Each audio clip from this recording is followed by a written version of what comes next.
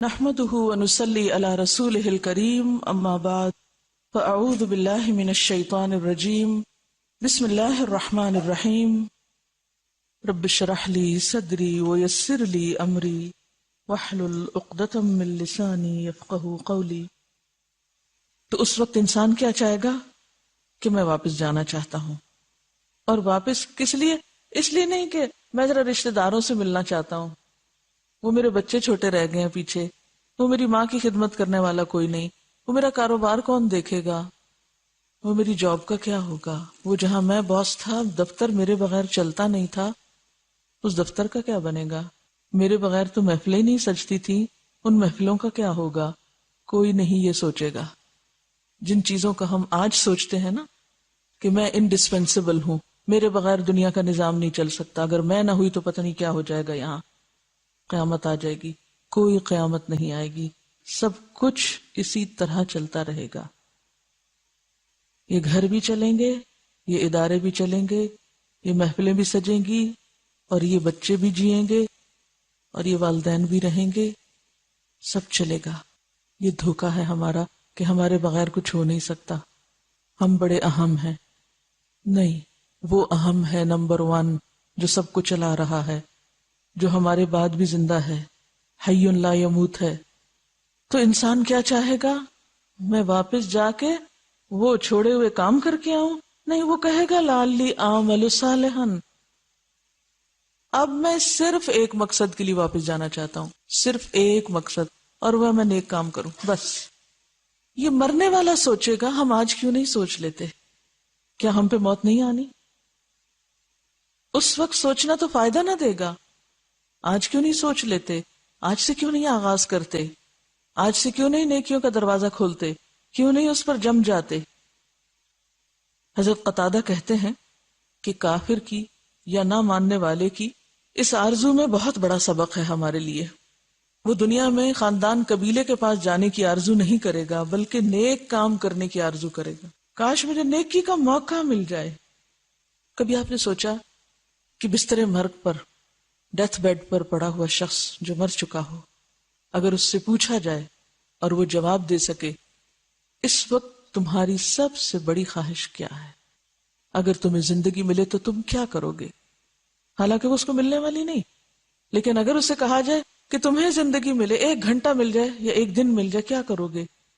تو وہ کیا کہے گا؟ میں کسی بار میں جاؤں گا، یا کچھ جام اور چڑھا لوں، کسی کسینو میں جائے گا، کسی پارک میں تفریح کو جائے گا۔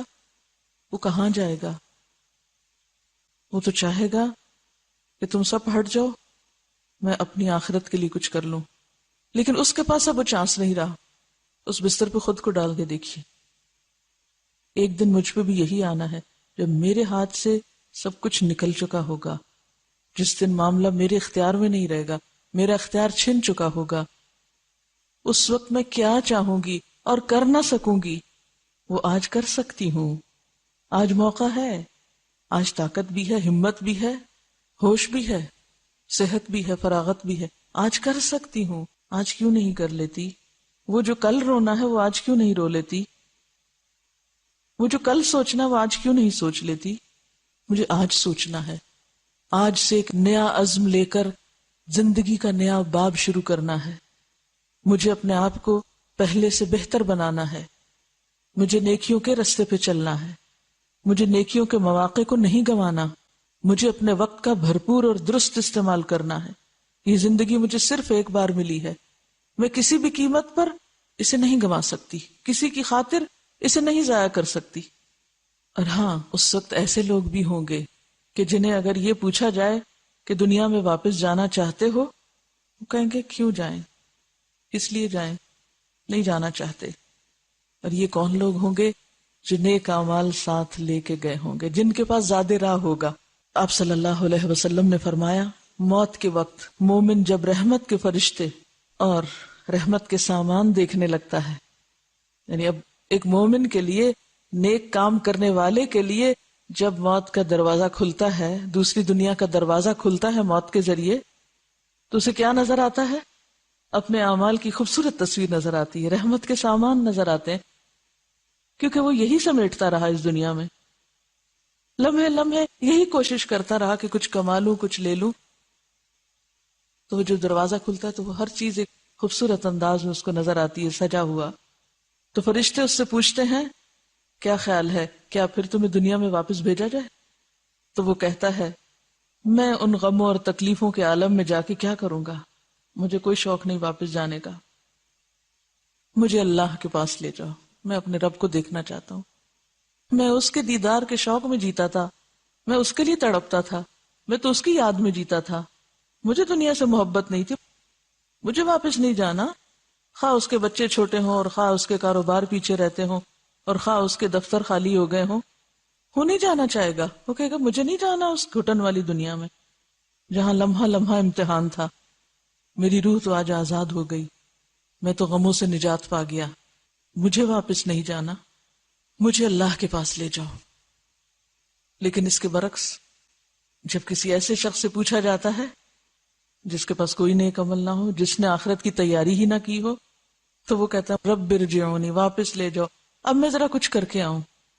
اور یہی وہ بات ہے جس کے بارے میں ایک اور حدیث میں آتا ہے نا، حضرت عائشہ رضی اللہ تعالی عنہا سے روایت ہے، آپ نے فرمایا کہ جو اللہ تعالیٰ سے ملاقات کا شوق رکھتا ہے اللہ تعالیٰ بھی اس سے ملنا چاہتا ہے، اور جس کو اللہ تعالیٰ سے ملنے کا کوئی شوق نہیں تو اللہ تعالیٰ بھی اس سے نہیں ملنا چاہتا.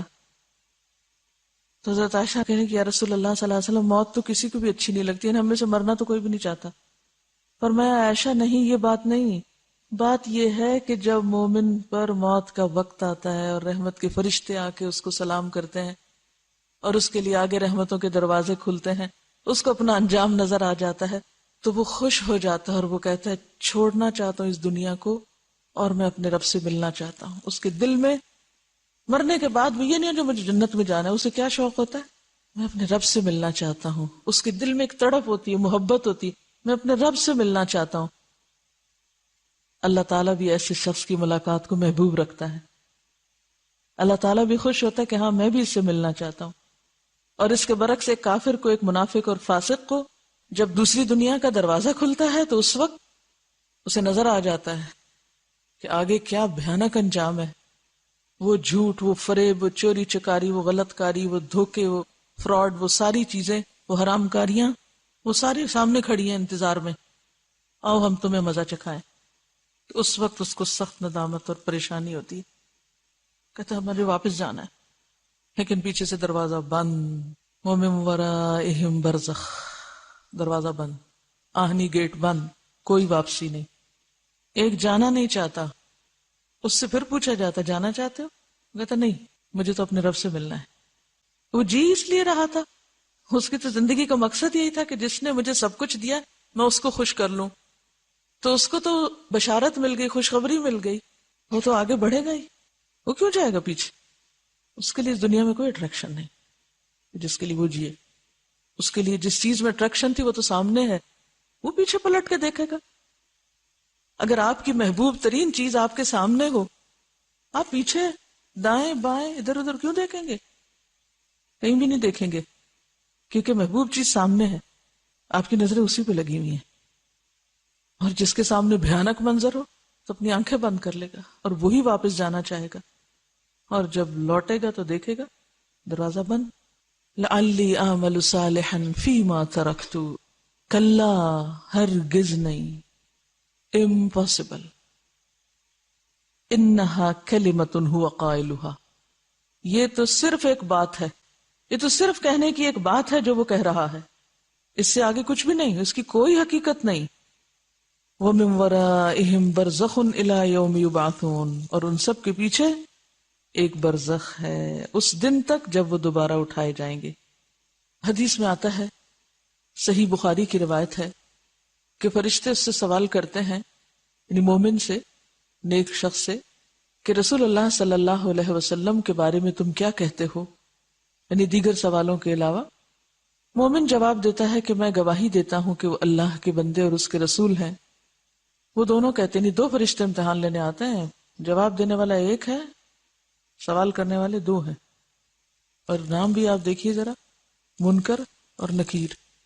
منکر کا کیا معنی؟ جس کا انکار کیا جائے، اور نکیر بھی جس کا انکار کیا جائے، فعیل کے وزن پر اور مبالغہ. وہ دونوں کہتے ہیں ہم جانتے تھے کہ تم یہی کہو گے، یہی جواب دو گے۔ پھر اس کی قبر ہر طرف سے 70 ہاتھ کشادہ کر دی جاتی ہے اور قیامت تک کے لیے اس کی قبر کو راحتوں اور روشنی سے بھر دیا جاتا ہے۔ تب مردہ کہتا ہے مجھے میرے گھر والوں کے پاس جانے دو تاکہ میں ان کو اپنی سرگزشت سناؤں۔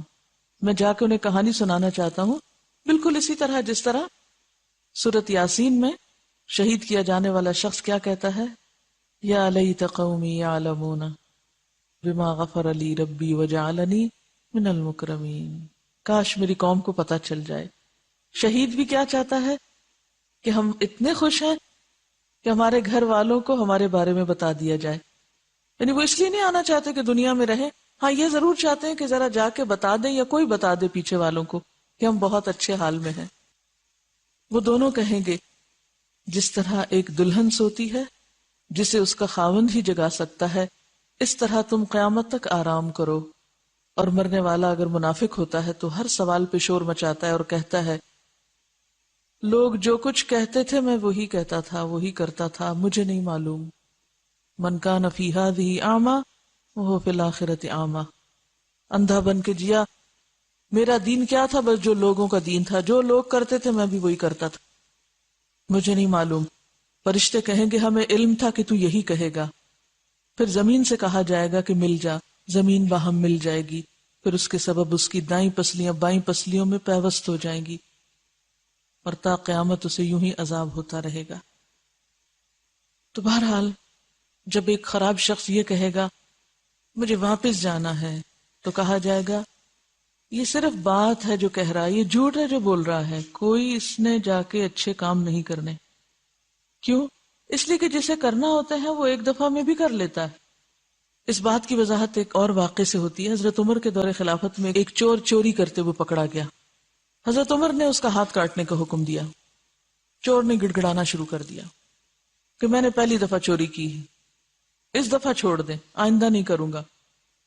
حضرت عمر نے اس کی یہ بات سنی تو ایک درہ لگایا اور فرمایا ایک تو چوری کرتے اور اوپر سے جھوٹ بولتے ہو۔ حضرت عمر نے اسے سزا کا حکم دیا۔ لوگوں نے پوچھا آپ کو کیسے پتا چلا کہ اس نے جھوٹ بولا؟ حضرت عمر فرماتے ہیں اگر اس نے پہلی مرتبہ چوری کی ہوتی تو یہ پکڑا نہ جاتا، کیونکہ پہلی دفعہ غلطی کرنے والے کو اللہ رسوا نہیں کرتا اور نہ اس کا راز فاش کرتا ہے کہ شاید میرا بندہ پلٹ آئے، شاید توبہ کر لے۔ تو قیامت کے دن بھی جس کو پکڑا جائے گا وہ عادی مجرم ہوگا، اور اس کی زندگی میں بہت سے مواقع ایسے آئے ہوں گے کہ جن میں وہ توبہ کر سکتا تھا، جن میں وہ باز آ سکتا تھا، جن میں وہ رک سکتا تھا، کیونکہ ٹھیک ہے انسان کمزور ہے، غلطیوں پہ غلطیاں ہوتی جاتی ہیں، جانتے بوجھتے ہوئے بھی بعض اوقات انسان پھسل جاتا ہے، پھٹک جاتا ہے، غلط کام کرتا ہے یا چھپ کے غلط کام کرتا ہے، لیکن اللہ تعالیٰ اس غلط کام پر بھی پردہ ڈال دیتا ہے کہ شاید یہ توبہ کر لے، شاید رک جائے، اس کو مہلت دی جائے۔ لیکن جو شخص مرتے دم تک نہیں توبہ کرتا، وہ مر کے جو توبہ کر رہا ہے وہ بھی جھوٹی توبہ ہے، اس لیے اللہ تعالیٰ اس کو واپس نہیں بھیجیں گے۔ انہا کلمۃ هو قائلها ومن ورائہم برزخ الی یوم یبعثون۔ اور اب ان کے بیچ میں تو ایک دیوار حائل ہو گئی، ایک پردہ آ گیا، ایک آڑ آ گئی۔ برزخ دنیا اور آخرت کے درمیان حائل ہونے والے پردے کا نام ہے، جس سے ادھر کے لوگ ادھر نہیں جا سکتے، ادھر کے ادھر نہیں آ سکتے۔ کوئی روحیں پلٹ پلٹ کے گھروں میں کھانے کھانے اور دیکھنے اور خوش ہونے یا رونے نہیں آتی۔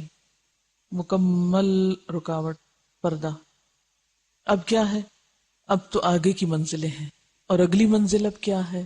فَإِذَا نُفِخَ فِي الصُّورِ، جب سور میں پھونک مار دی جائے گی، فَلَا أَنْسَابَ بَيْنَهُمْ يَوْمَئِذٍ وَلَا يَتَسَاءَلُونَ، تو ان کے درمیان کوئی حسب نسب باقی نہیں رہیں گے، کیونکہ سور کا پھونکا جانا بڑی آفتوں میں سے ایک آفت۔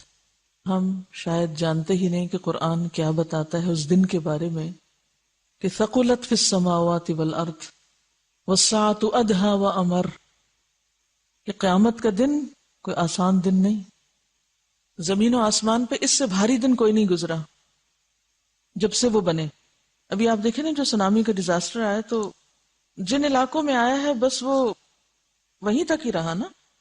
جو زلزلہ وہاں پر آیا اور زمین پھٹی وہ ایک ہی جگہ تھی نا, وہیں پر. آپ کو تو نہیں پتا چلا کہ وہاں زلزلہ آیا. اور وہ زلزلہ کیسے تھا؟ ریکٹر سکیل پر 9 کے عدد کو چھو گیا تھا. زلزلے کی طاقت ایسی تھی جیسے ایک جگہ پہ بیک وقت 950 ایٹم بم پھینکے گئے ہوں. ایک ایٹم بم سے کتنی تباہی آتی.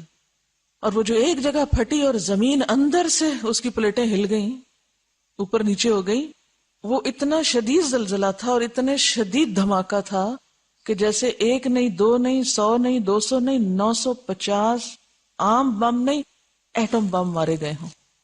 اور پھر بھی آپ کو تو نہیں پتا چلا کہ زمین پہ کوئی زلزلہ آیا. وہ تو ہم نے ٹیلی ویژن اخباروں میں دیکھا تو پھر پتا چلا. اس جگہ کو سائنٹسٹ رنگ آف فائر کہتے ہیں. دنیا میں سب سے زیادہ زلزلے اسی ایریا میں آتے ہیں. لیکن اس کے باوجود زمین کے دوسرے حصے پہ نہیں پتا چلتا وہ کیا دھماکے تھے, وہ کیا آفت تھی. یہاں آپ نے صرف خبروں سے دیکھی پڑھی, خود نہیں محسوس کی. تو آپ کو معلوم ہے کہ قیامت کا زلزلہ کیا زلزلہ ہوگا, کتنی زمین ہلے گی اور کتنے سمندر پھٹیں گے اور کتنے پانی سمندروں کے سک ہو جائیں گے, کچھ بھی نہیں بچے گا. یہ وہ شور ہوگا جو پوری زمین پر بیک وقت ہوگا. ٹھیک ہے کچھ لوگ اس دن امن میں ہوں گے, لیکن کیا ہم واقعی ایسے اعمال کر رہے ہیں کہ ہم بھی انہی لوگوں میں ہوں گے, امن والوں میں؟ میں یہ نہیں کہتی کہ اس دن کوئی بھی امن میں نہیں ہوگا, لیکن انبیاء کا حال کیا ہوگا, شہداء کا, صلحاء کا. یعنی وہ ایک ایسا منظر اور ایسا سین ہوگا کہ نیک سے نیک شخص بھی نفسی نفسی کہہ رہا ہوگا. اگرچہ وہاں عرش الہی کا سایہ بھی ہوگا, اگرچہ وہاں حوض کوثر بھی ہوگا, لیکن وہ کس کے لیے؟ وہ سب کے لیے نہیں ہے. تو حوض کوثر پہ کچھ لوگ جا رہے ہوں گے تو کیا کہا جائے گا؟ آپ صلی اللہ علیہ وسلم کے پاس آ رہے ہوں گے, آپ کی امت ہی کو صرف وہاں آنے کی اجازت ہوگی نا. تو امت میں سے بھی ان لوگوں کو پرے پھینک دیا جائے گا کہ جنہوں نے آپ کے بعد دین کو بدل ڈالا, خواہ وہ کلمہ گو ہوں, لا الہ الا اللہ پڑھتے ہوں.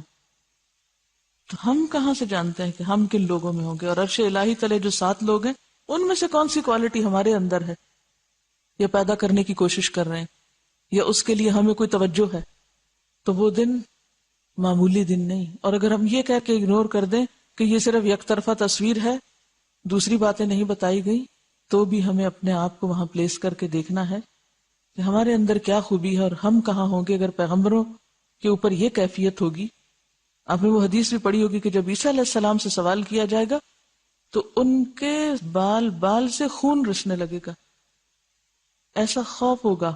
ہم نے جس طرح دنیا میں کیئر لیس ایٹیٹیوڈ اختیار کیا ہوا ہے, ہم آخرت کے بارے میں بھی اتنے ہی کیئر لیس ہیں.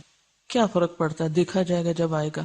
تو بات یہ ہے کہ اللہ کرے کہ ہم سب امن میں رہنے والوں میں سے ہوں, لیکن کس کو خبر کہ اس کا آخری وقت کس طرح آتا ہے. کیوں حضرت عمر کہتے ہیں کہ اگر سارے لوگ جنت میں بھیج دیے جائیں اور کہا جائے صرف ایک شخص نہیں جا سکتا, تو مجھے پھر بھی ڈر رہے گا کہیں وہ میں تو نہیں, کہیں وہ میری بات تو نہیں.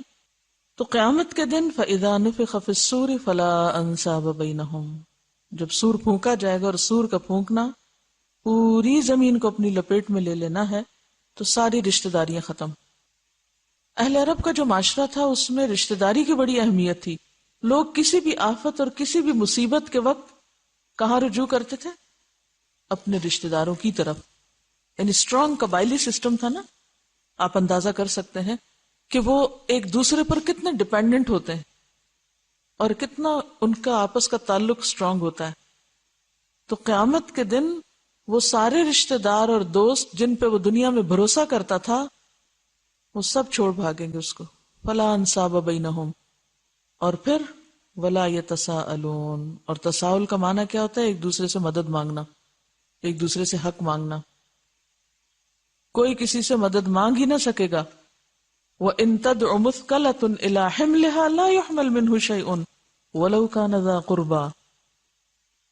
کوئی بوجھ سے لدا ہوا, گناہوں سے لدا ہوا شخص اگر کسی اور کو بلائے گا بھی, ان تدعو مثقلۃ الی حملها, کسی اور کو پکارے, آؤ ذرا میرے گناہ تھوڑے سے تم اٹھا لو, میری کمر ٹوٹ رہی ہے, لا يحمل منہ شیء, ایک گناہ بھی اٹھا کے اس کی کمر ہلکی نہیں کرے گا. ولو کان ذا قربا, خواہ وہ قریبی رشتہ دار ہی کیوں نہ ہو, عزیز ترین ہی کیوں نہ ہو. آج تو بات ہے عمل کی, لائے کیا ہو, ساتھ کیا ہے.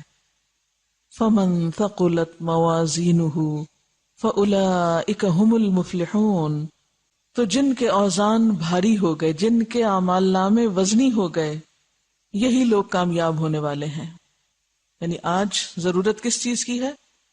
اعمال کی۔ کیسے اعمال کی؟ جو اسے وہاں فائدہ پہنچائیں۔ یہ اعمال نامے کس چیز پر مشتمل ہوں گے؟ ان اعمال ناموں میں کیا کچھ ہوگا؟ اعمال میں کیا کیا چیزیں شامل ہوں گی؟ وہ کام جو ہم نے اپنی زندگی میں کیے، وہ آثار جو ہم نے اپنے پیچھے چھوڑے، ما قدموا و آثارہم، جو آگے بھیجا جو پیچھے چھوڑا، اور اس کے علاوہ شہیدوں کا خون، علماء کی روشنائی جس سے کتابیں لکھی گئیں، ان سب چیزوں کا بھی وزن ہوگا۔ اسی طرح وہ علم جو ہم بانٹتے ہیں، دوسروں کو دیتے ہیں، دوسروں تک لے جاتے ہیں، اس کو پھیلاتے ہیں۔ فضل العلم ایک کتاب ہے، اس میں ابراہیم نخعی سے روایت ہے کہ قیامت کے روز ایک شخص کا اعمال نامہ لایا جائے گا اور ترازو کے پلے میں رکھا جائے گا، لیکن پلہ ہلکا ہوگا کچھ۔ اب یہاں کامیابی کا معیار کیا بتایا گیا ہے؟ کہ جس کے پلڑے بھاری ہوں گے وہ پہنچ سکے گا، آگے کامیاب ہوگا۔ جب وزن کیا گیا، کچھ نیکیاں کم نکلی، کچھ پوائنٹس کا فرق آ گیا۔ اب کیا ہو؟ اتنے میں اس شخص کے پاس بادل کی طرح کی ایک چیز لائی جائے گی، کوئی چیز آئے گی اور تو اس کو بھی اس میں رکھ دیا جائے گا اور یوں پلہ بھاری ہوگا۔ اس وقت اس سے پوچھا جائے گا، اے شخص تم جانتے یہ کیا چیز تھی؟ یہ بادل کیا تھا؟ وہ کہے گا مجھے تو معلوم نہیں۔ تو اسے بتایا جائے گا یہ تیرا وہ علم ہے جو تو لوگوں میں بانٹتا تھا، یہ وہ تیری بھلائی ہے جو تو نے دوسروں کے ساتھ کی۔ آثار، ان کو بھی پھر وزن میں رکھا جائے گا۔ لیکن آج ہم اس معاملے میں کتنے بخیل ہیں، پتہ ہوتا بھی ہے تو بھلائی اور خیر آگے نہیں لے جاتے۔ ہم سمجھتے ہیں ہم نے خود اگر کہیں بیٹھ کے نفل پڑھ لی، اپنے لیے خود کچھ کر لیا، ہمارے لیے وہی کافی۔ کیا پتا وہ کافی نہ ہو، ساری زندگی بھی آپ سجدے میں پڑے رہے تو کافی نہیں ہے۔ لہذا اپنے اندر عمل کرنے کے ساتھ ساتھ ہمیشہ انکنڈیشنل بھلائی کیا کریں دوسروں کے ساتھ، کیونکہ علم وہ چیز ہے جو روشنی دیتی ہے انسان کو، جو لوگوں کو آنکھوں کی روشنی، بصیرت کی روشنی عطا کرتی ہے۔ آپ آج دوسرے کا بھلا کریں گے، کل آپ کا بھلا ہوگا۔ وَمَنْ خَفَّتْ مَوَازِينُهُ، تو جس کے پلڑے ہلکے ہو گئے، فَأُولَئِكَ الَّذِينَ خَسِرُوا أَنفُسَهُمْ، یہ وہ لوگ ہیں جنہوں نے اپنے آپ کو خسارے میں ڈالا۔ فی جہنم خالدون، اب یہ جہنم میں ہمیشہ رہیں گے۔ حضرت ابن عباس کہتے ہیں قیامت کے روز ان لوگوں کے اعمال کا حساب اس طرح ہوگا کہ جس شخص کی نیکیاں اس کے گناہوں سے بڑھ جائیں، خواہ ایک ہی نیکی، ایک نیکی صرف، وہ جنت میں جائے گا، اور جس شخص کی سیئات اور گناہ نیکیوں سے بڑھ جائیں، خواہ ایک ہی گناہ کیوں نہ ہو، تو وہ دوزخ میں جائے گا۔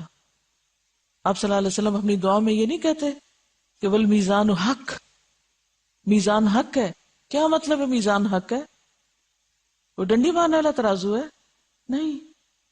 من یعمل مثقال ذرۃ خیرا یرا ومن یعمل مثقال ذرۃ شرا یرا۔ ہم آج کیوں نہیں اچھائی برائی میں فرق کرتے؟ کیا وجہ ہے اس کے پیچھے؟ یا کوئی خاص اہمیت نہیں دیتے، ہم سوچتے ہیں اچھا کر لو تو بھی ٹھیک ہے، برا کر لو تو بھی ٹھیک ہے۔ ایسے ہی ہے نا، ہم زندگی اسی طرح تو گزار رہے ہیں۔ وقت استعمال کر لو تو بھی اچھا، نہ کرو تو بھی ٹھیک ہے۔ دنیا میں کچھ کر جاؤ تو بھی اچھا، نہیں کر سکتے تو بھی کیا ہوا؟ ہمارا تو یہ ایٹیٹیوڈ ہے، اسی لیے تو غفلت میں سوئے ہوئے ہیں۔ ہمیں یقین نہیں کہ سب تول ہوگا، یہ سب باتیں سچ اور حق ہیں۔ وَمَنْ خَفَّتْ مَوَازِينُهُ فَأُولَئِكَ الَّذِينَ خَسِرُوا أَنفُسَهُمْ فِي جَهَنَّمَ خَالِدُونَ۔ کیا ہے وہ جہنم؟ تلفح وجوہہم النار، تلفح وجوہہم النار، آگ ان کے چہروں کو چاٹ ڈالے گی۔ وہم فیہا کالحون، اور وہ اس میں بدشکل ہو کے پڑے ہوں گے، منہ بگاڑے ہوئے ہوں گے، بگڑے منہ والے ہوں گے، بگڑی ہوئی شکلوں والے۔ آگ ان کے چہرے بگاڑ دے گی۔ کالے کا معنی کیا ہے؟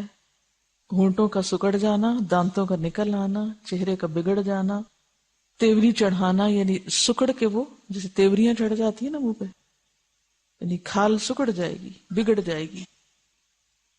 ایک بچی نے لکھ کے بھیجا تھا کہ اس سال ہم الہدا کی ایک ٹیم سول ہسپتال گئے، یعنی الہدا کا ایک سوشل ورک کا پروگرام ہے جس میں بچیاں مختلف ہسپتالوں میں، جیلوں میں اور مختلف جگہوں پر جا کر لوگوں کی مدد کرتی ہیں، اور اس کے ساتھ کچھ دین کی تعلیم کا بھی بندوبست۔ تو کہتے ہیں کہ اس سال ہماری ٹیم جو ہے وہ سول ہاسپٹل گئی۔ وہاں پہنچ کر ہم نے ڈیسائیڈ کیا کہ جلے ہوئے مریضوں کے وارڈ میں جائیں۔ جب ہماری انچارج نے یہ ڈیسیژن لیا تو ہم سب گھبرا گئے کہ ہائے جلے ہوئے لوگوں کو کیسے دیکھیں گے۔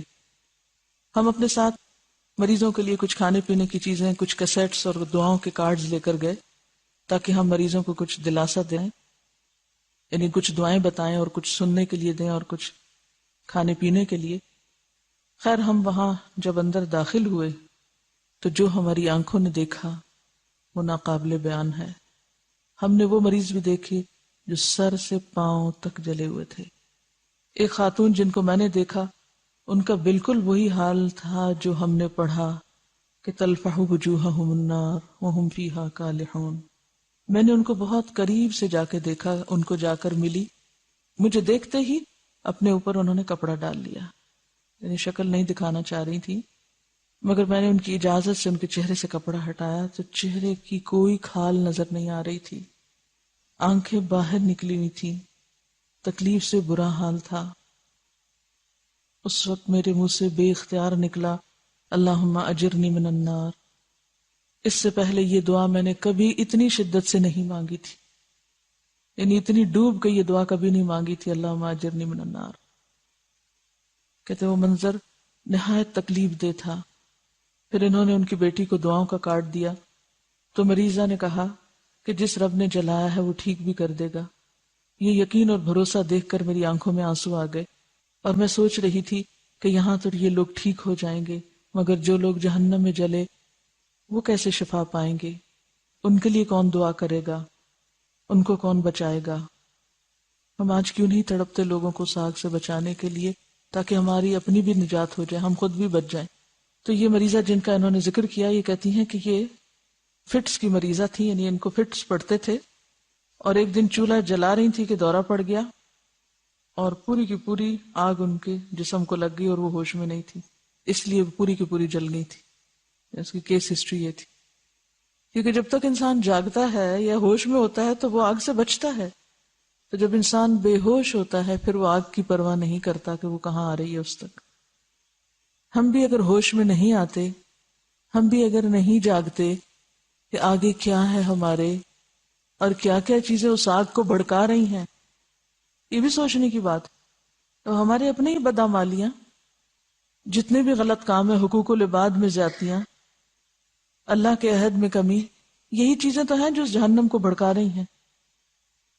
تلفح وجوہہم النار وہم فیہا کالحون۔ اس کے ساتھ ہی ہمارے آج کے پروگرام کا وقت ختم ہوتا ہے، انشاءاللہ اگلے پروگرام کے ساتھ حاضر ہوں گے۔ وآخر دعوانا ان الحمد للہ رب العالمین۔